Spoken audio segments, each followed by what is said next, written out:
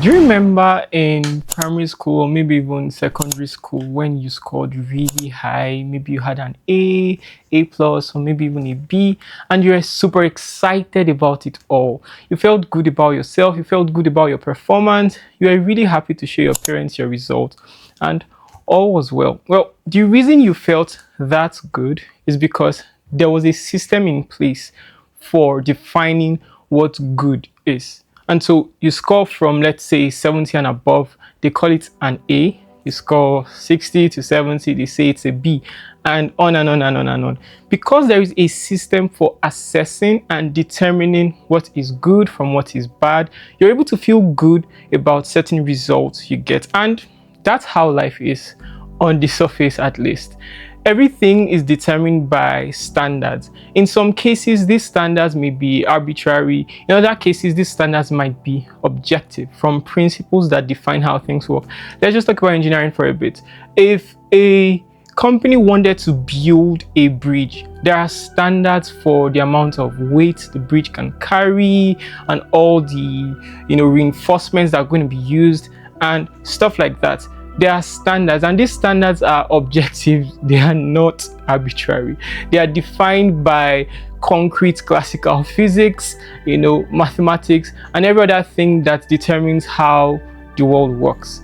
These standards work because they are well researched and experts have tested them over time. Now, these are for industries like this that have to do with things that anyone can objectively verify to be true or not true. In medicine, it's the same thing.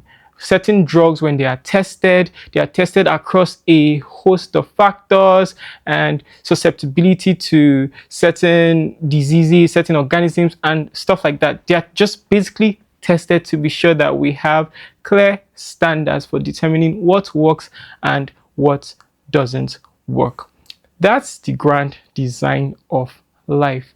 Now, what do you think would happen if people sabotage and hijacked these standards? If people decided that, maybe 1 plus 1 should no longer be 2. Yes, that's a very weird example, but what if people began to decide that standards should look differently? That standards for particular events, particular performances should not be what you think they should be. And that's what benchmarking companies do. Benchmarking companies pretty much determine and decide who is good, who is bad, who should be praised, who shouldn't be praised, and pretty much who we should follow and who we should admire and see as what's happening well, what's not happening well. I'm going to give a very interesting example. IQ test. Now, generally, the average person doesn't really take an IQ test, but they just believe that IQ tests are tests of intelligence. And the reason why the average person doesn't want to take an IQ test is because, well, they're afraid of scoring low. And they know that if they score low, it's going to affect them mentally. It's going to make them feel like maybe they're not smart enough for this, they're not smart enough for that. But essentially, at its core, every single IQ test that has been developed so far tests speed of computation, not really intelligence. So it tests how fast in which you can solve a specific set of questions. I mean, why else would the test be timed? But that's not how real life works, is it? In real life, things are not timed in that way. In real life, there's collaboration. However, in an IQ test, well, it's just you, the computer, and the questions. But in real life, there's collaboration. There is no big problem that has been solved in the world that was solved by one person with a high IQ. It was always a result of collaboration, a result of efforts amongst a large group of people. But why were these IQ tests created anyway? You see, like most things, these IQ tests were created by people who believed there needed to be a standard for determining intelligence. However, the reason why they are inherently flawed is because the definition for what intelligence is was missed from the beginning. You see, as humans, our intelligence is quite interesting. Unlike lower animals, human beings have what is called individualized intelligence, which is intelligence within the context of consciousness, because of course, we are the only beings that are conscious. And so intelligence within the context of consciousness simply means your ability to understand new concepts and apply those concepts into real world situations. If that's what intelligence is, do you think the traditional IQ tests actually test intelligence? No, they don't. They test your speed of computation. If you went in there with an AI chatbot by your side, you'd probably score really high. Does that mean you're smart?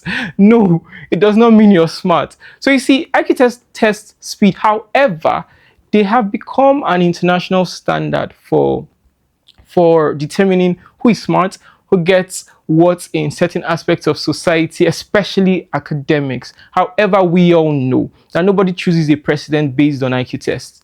Nobody chooses the CEO of a company based on an IQ test. And if this is the case, if the real decision makers are not chosen or not voted into power because of their IQ test, doesn't it beg the question, why should we still rely on IQ tests for, well, anything? Because in society, the leaders, the people who come up with the greatest inventions, innovations, and all of that are not necessarily those with the highest IQs. There are people who have certain qualities, the ability to, spin narratives, the ability to communicate their thoughts expertly and concisely, the ability to understand and look at situations and concepts without biases. These are the things that make up for intelligence that is necessary and applicable in today's society. Now, if these are the things that we can objectively say are associated with intelligence, why is it that IQ tests are still so relied upon till today? Now, it's simple because the companies, the groups, the think tanks that have come up with IQ tests benefit a lot, and also the regions as well. They benefit a lot from selling this narrative of IQ tests are good for this, IQ tests are good for that. Because if they do that, they're able to say certain regions are not as smart as other regions. Again, it's the same thing of trying to get you into the rat race. Because if you are told that you're not as smart, what would you naturally want to do? You'd want to travel to the place where these smart people are and learn from them. You want to learn from them, you want to work with them because you believe they are smart. And if they are smart, you being associated with them would make you smarter as well. You learning from them will make you smarter. However, what they do is they trap you again in a labor race where you're paid just enough to survive, to continue doing research. However, they know you actually are inherently smarter, but they would never tell you, obviously, because it wouldn't serve their purposes. So they keep you thinking you're not as smart, you're not as creative, you're not as intelligent, and you do their job for them while they take the glory. Now, IQ tests are not the only benchmarks that are used to keep people in check. There are other organizations, there are think tanks, there are organizations that set benchmarks across various aspects of society. For instance, Forbes. Forbes is one organization that determines who we should call wealthy, not necessarily because of how much resources, how much investments, and how much money these people have, but because Forbes has said, this is how we do this thing, this is our methodology, and you ought to believe us when we say these are the people who are the richest, these are the people who have, wealthiest estates and things like that. But if you pause to think about it, there are people that don't declare their wealth in the same way, or don't even amass their wealth in the same way that agrees with Forbes' methodology. And if that's the case, it therefore means that these people are being excluded on purpose, because their methodology, the methodology rather that Forbes uses, is set to test for a specific kind of wealth.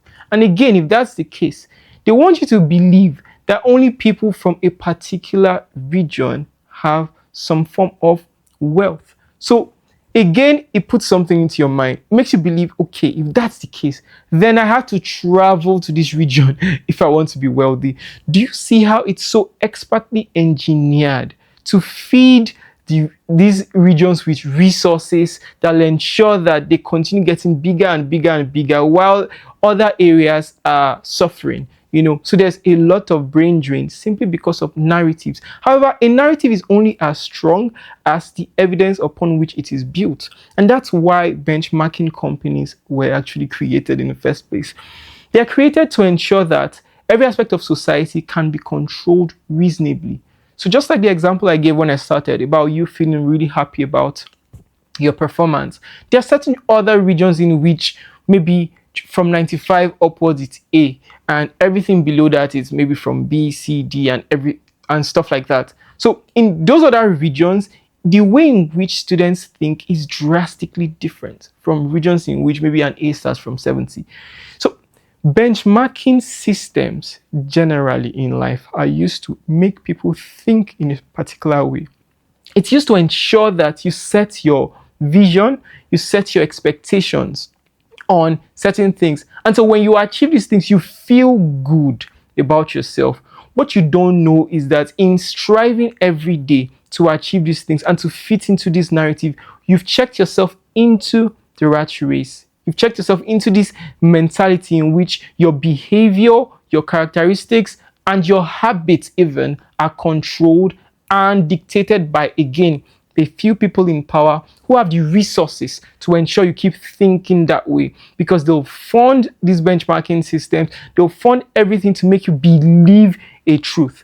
I'm going to give an interesting example about how one company changed the entire narrative about a product. In the early 1920s into the 1930s, what happened was a particular company called De Beers,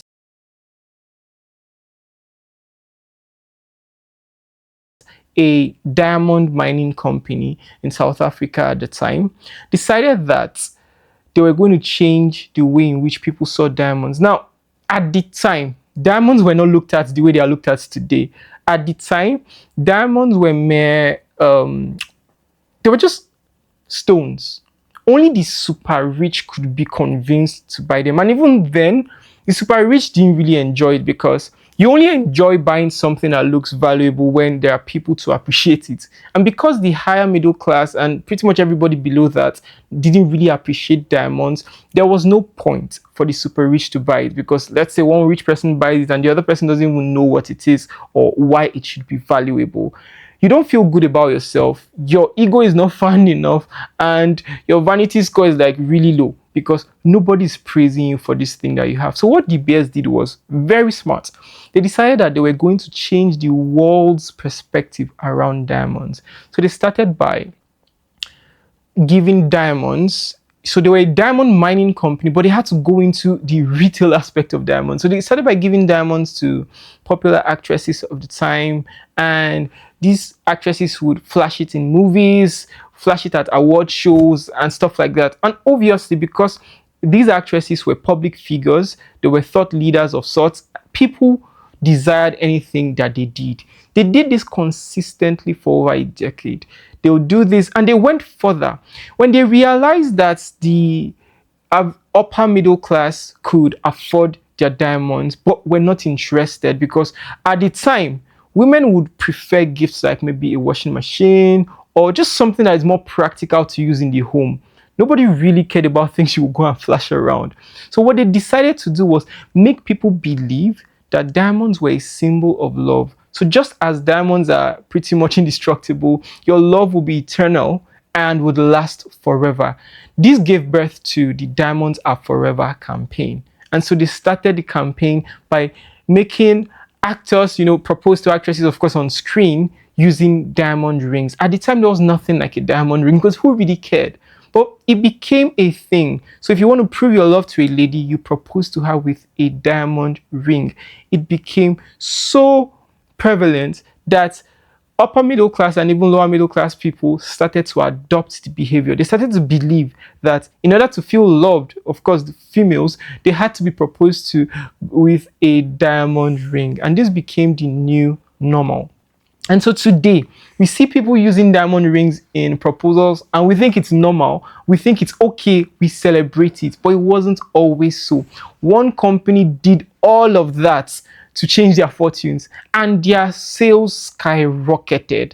They sold so much, more than 200% in sales, and they didn't stop there. They understood that if they were going to perpetuate this narrative over generations, they had to educate the next generation. So what they did was they went to schools and they gave grants, and they started giving prizes. So they would have these competitions where they make young ladies in high schools write essays about why diamonds are priceless, diamonds are good stuff, and things like that. What they were doing was making these ladies believe that diamonds were actually things to seek after in life. And so they engineered the mindset of even the younger generation, ensuring that when these people grew into adulthood, they already knew that they had to love diamonds. And so De Beers changed the entire narrative and the world's perspective on diamonds simply because they want to make more sales.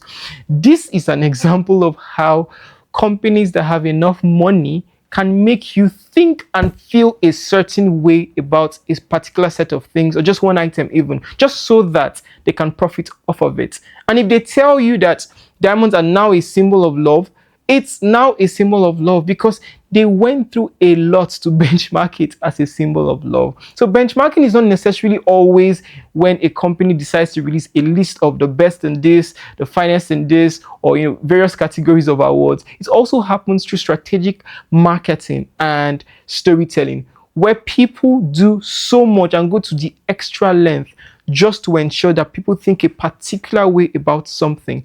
Same thing happened with the LGBTQ movement, where we began to see in the early 2000s, where in children's cartoons, transgender characters were being introduced. However, because it was not a known thing as at the time, parents were not bothered. If you look at the early Shrek cartoons, you see there are two transgender characters. I think the stepsisters to Cinderella, they're transgender in that cartoon. But it might have just been now that I said it that it dawned on you that they were actually transgender characters. But it's been happening for such a long time. But it happened, in subtleness. And after a while, it became a big deal. They didn't just shove it in your faces. They made it silent at first, and then it began to grow and grow and grow. There are so many movies from the early 2000s that include such narratives and things like that. But people did not realize, nor did people care, because people did not know that someday was going to be a really big thing where people were going to be arguing about the definition of who is male, who is female. It was never really a thing. But today, it's now a big deal for a Supreme Court to make a ruling that a female is someone who is, biologically female based on her genes. Like, should that even be an argument? Like, that's probably what people were thinking 20 years ago. Should somebody even think about the definition of a female? But now it's such a political question. If someone asks you what's the definition of a female, what's the definition of a male, it was not always so. But you see, artificial benchmarks were created in minds of people when these things started to seep into media, when it started to seep into every piece of content that was coming out slowly, and steadily. And it was always attached to powerful stories, so that you're so hooked on the main story that you don't really care about the adjoining narrative that is being told in addition. These are just few examples of how companies and corporations continue to ensure that people think in a particular way so that they can push a narrative, so that they can make you believe that this is how white should be defined, this is how black should be defined. So when I say benchmarking systems and benchmarking companies, I really am not only talking about companies like maybe or rather organizations that are able to give awards to various industries, like in sports, in the entertainment industries. There are award categories for movies, for songs, for all sorts of things. These are the well-known benchmarking systems in the world. However, there are more subtle benchmarking systems that are being pushed by very solid and creative marketing, whereby people consistently over time are able to make a big set of people, a large set of people, to believe a particular truth or, mistruth about a particular system or about a person, about a category, about a product. This is just the grand paradox of life, in which you feel like you're free, you have free will, you make your decisions. However, you're being influenced by a few people every single day when you consume content, when you consume anything. And it's not even only in the past, even till today. Every single social media platform has an algorithm, And the algorithm is not innocent. The algorithm is set to create a filter bubble in which you're exposed to a specific set of things and you begin to believe you like those things. But then when you start clicking on these things or maybe interacting with them in a particular way, you're exposed to more of it. So it just feels to you like something you've always loved, whereas you never really loved it in the first place. Someone made you think you loved it by exposing you to it in enough amount initially, and you just got caught up in this filter bubble in which you now reside. So again, today I'm telling you to challenge the narrative and to challenge the prevailing thoughts. Maybe you just want to sit back and think about the things you currently believe, your likes, your dislikes, and everything, and ask yourself very important questions like, why do I actually like this? Is it because my favorite celebrity likes it? Is it because it's used in large amounts? Is it because of my exposure? Or is there something about this thing that speaks to me? And one other interesting question you may want to ask yourself is, the prevailing thoughts I have about what I like and what I dislike, are they even mine? Now, I'm not trying to push you to the nihilist perspective where you doubt everything, but I'm trying to say, ask the important questions. Ask questions that will provoke proper, creative, and critical thoughts from you. And it will cause you to begin to see yourself as apart from the rat race. You begin to see clearly what people want you to do and what people want you to think. And you start to see what you actually want to think, what you want to do, and what you can do and you can achieve. I'll leave you with these thoughts that for every truth, there are multiple perspectives, but the truth remains the same. Every truth is objective, but there will always be multiple perspectives. So it's your choice to decide what perspective you want to see, what perspective you want to believe. Thank you so much for listening. I'll see you in the next episode.